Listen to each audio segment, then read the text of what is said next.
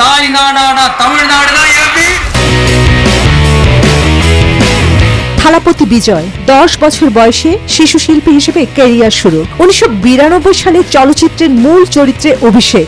এরপর ভক্তরা ধীরে ধীরে তাকে পরিয়েছেন তামিল সিনেমার সেনাপতির মুকুট। টানা 3 দশক বক্স অফিসে রাজত্ব করেছেন। এরপর ঘোষণা দিয়ে ছেড়েছেন অভিনয়। এখন জনসেবায় জীবনে ধ্যান জ্ঞান। পর্দায় অন্যায়ের বিরুদ্ধে লড়া বিজয় নিজের বিশাল ফ্যানবেসকে সামাজিক সেবামূলক কাজে হাতিয়ারে রূপান্তর করেন। সেই মানবিক কাজের শক্ত ভিত থেকেই 2024 সালে জন্ম নেয় রাজনৈতিক দল তামিলাকা ভেট্টি কাজাগাম।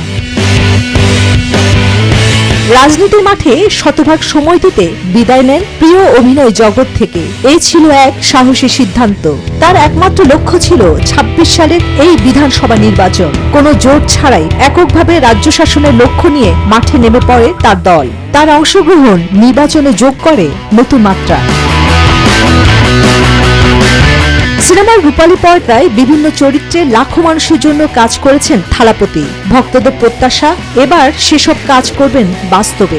এমজিআর বা জয়ললিতার মতো তারকারা এর আগে সফল হলেও সাম্প্রতিক সময়ে অনেকেই রাজনীতির ময়দানে ব্যর্থ হয়েছেন। তবে সব জল্পনার অবসান ঘটিয়ে সাধারণ মানুষের ভালোবাসায় থালাপতি রচনা করলেন এক নতুন যুগ। চন্দ্রানী চন্দ্রা, নিউজ 24।